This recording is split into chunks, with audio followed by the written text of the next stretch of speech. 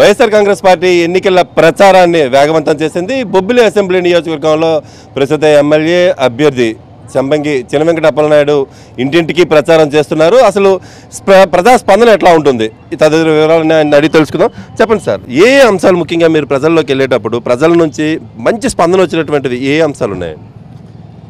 బొబ్బిలి నియోజకవర్గంలో అయితే గత 15 సంవత్సరాలు బొబ్బిలి రాజులు పరిపాలన చేసి బొబ్బిలికి ఏమైనా అభివృద్ధి చేయలేదు. ఈ 5 సంవత్సరాల్లో గౌరవ ముఖ్యమంత్రి జగన్మోహన్ రెడ్డి గారి తాలూకా పథకాలు కానివ్వండి, అభివృద్ధి కానివ్వండి, ఇవాళ రోడ్స్ కానివ్వండి, అలాగే సాగునీటి వసతి కానీ, త్రాగునీటి సమస్యలు కానీ, ఇంటర్నల్ కనెక్టివిటీ రోడ్స్ కానీ ఇవన్నీ చేయబట్టి ప్రజల్లో అయితే బ్రహ్మాండమైనటువంటి స్పందన ఉంది. అయితే కొంత బ్రోకరల్స్ ఎక్కువ మా బొబ్బిల్లో ఈ బ్రోకర్ ప్రచారం చేసేవాళ్ళు మనుషులు ఎప్పుడు పూర్వం నుండి ఉంది. ఎందుకంటే సంస్థానాలు ఎక్కడున్నా అది ఉంటుంటుంది.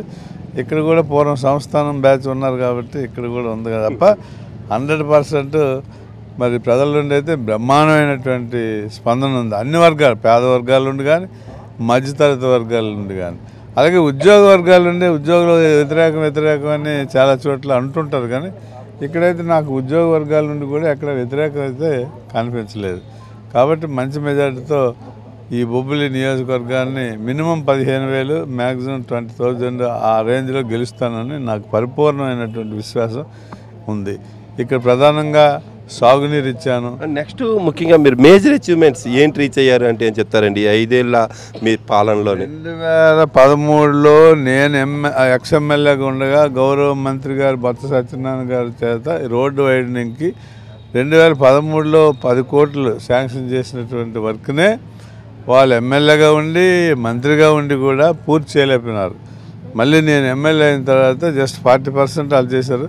రిమైనింగ్ 60% వర్క్ కూడా ఒకరు చేసే వర్క్ మీద ఎవరు రాకపోతే మా సొంత మనుషుల్ని టెండర్లు వేయించి 60-70 లక్షలు లాస్ అయినా కూడా పూర్తి చేయించినందువల్ల ఆ క్రెడిట్ అనేది బొబ్బిలి ప్రజలకు అర్థమైంది. బొబ్బిలి అందరూ ప్రజలు కూడా చాలా సంతోషించారు. ఆ విధంగా ఇంకో రోడ్డు కూడా చేయవలసి ఉంది. అది బిఫోర్ ఎలక్షనే దాని శాంక్షన్ తీసుకోవాలనుకున్నాను కానీ కోడ్ వచ్చింది కాబట్టి తీసుకోలేకపోయినాం. అదొకటి తప్పనిసరిగా రాబోయే రోజుల్లో మెయిన్ మార్కెట్ రోడ్ చేయాలి.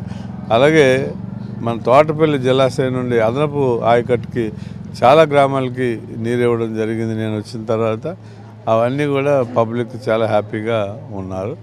ముఖ్యంగా బొబ్బిలి మున్సిపాలిటీ అంటేనే చాలా మౌలిక సదుపాయాల సమస్యలు ఎక్కువగా ఉంటాయి. ముఖ్యంగా చెప్పుకోవాలంటే డ్రింకింగ్ వాటర్, చిన్న చిన్న రోడ్లు, కాలువలు, అట్లాంటి విషయంలో టౌన్ డెవలప్మెంట్ మీద మీరు ఎంత ఖర్చు పెట్టుంటారు? ఎట్లాంటి ఫోకస్ పెట్టారు? గౌరవ ముఖ్యమంత్రి గారు గడప గడపకి మన ప్రభుత్వం అనేటువంటి కార్యక్రమంలో భాగంగా ప్రతి సచివాలయ పరిధిలో ఒక 20 లక్షలు ఎమ్మెల్యే పరిధిలో పెట్టారు. అక్కడ మీరు ఇమీడియట్గా చూసినప్పుడు ప్రజల నుండి ఏ రకమైనటువంటి అవసరాలు కానీ స్పందన కానీ వస్తే అవి ఇమీడియట్ శాంక్షన్ చేయండి.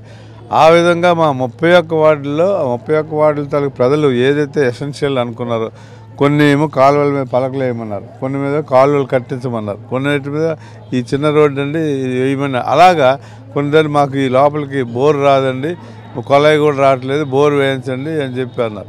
అలాగే కొన్ని మారుమూల స్థాయిలో స్తంభం వేసి లైట్ వేయించమన్నారు.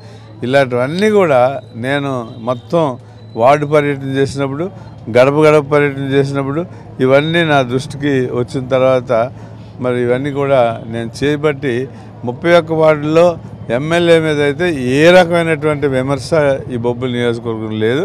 ఈ బొబ్బిలికి పూర్వం నుండి కూడా డ్రింకింగ్ వాటర్ సమస్య అయితే ఉంది. ఇప్పటికి మేము ఆల్టర్నేట్ డేస్ ఇవ్వగలుగుతున్నాం.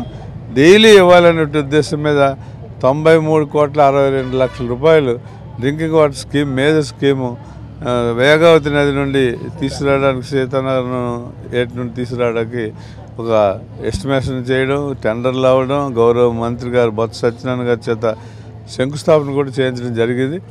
అది ఆ కాంట్రాక్టర్ ఏదో సాంకేతిక ఇబ్బందులు, ఫైనాన్షియల్ ఇబ్బందుల వల్ల పూర్తి చేయలేకపోయాం. కానీ నెక్స్ట్ ఇయర్ కల్లా దాన్ని పూర్తి చేయించి బొబ్బిల్లో కూడా ఇంటింటికి కొలాయి ఇచ్చి డైలీ వాటర్ ఇవ్వగలిగే స్థాయికి బొబ్బిల్ని తీసుకొస్తామనేది మాకైతే నమ్మకం ఉంది. కాబట్టి పబ్లిక్ అందరూ కూడా వన్ సైడెడ్గా ఉన్నారు. జగన్మోహన్ రెడ్డి గారిని గెలిపించుకోవాలా, వాళ్ళ తాలూకు అభ్యర్థులు గెలిపించుకోవాలనేటువంటి ఆలోచన పబ్లిక్ అయితే ఉన్నారు.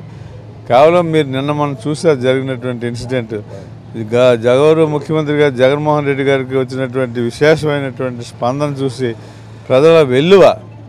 నేను కీర్తిశేషులు ఎన్టీ రామారావు గారి దగ్గర నుండి రాజకీయాలు చేశాను, కానీ ఇలాంత గొప్ప వెల్లువ అనేది నేను ఇప్పుడే చూస్తున్నాను.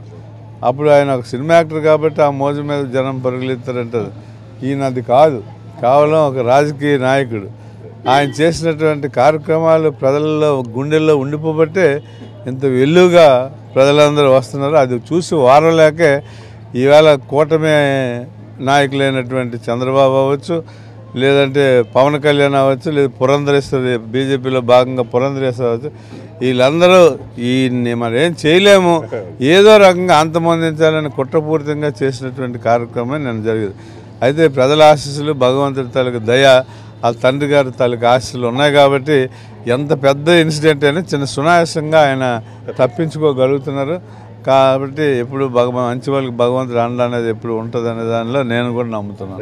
Right, thank you sir, thank you very much. ఇది మొత్తంగా డీబీటీ నాన్ డీబీటీలో 600 కోట్ల రూపాయలు అయితే బొబ్బిలి కాన్స్టిట్యూన్సీలో ఖర్చు పెట్టామని చెప్తున్నారు. ప్రజలైతే మాత్రం చేస్తున్నటువంటి మేలు చూసి ఓటేసేటువంటి పరిస్థితి అయితే ఉంది, బ్రహ్మరథం పడుతున్నారని చెప్తున్నారు వెంకటప్పలనాయుడు. వీడియో జస్ట్ ఈశ్వర్తో యుగంధర్, సాక్షి టీవీ, బొబ్బిలి నుండి.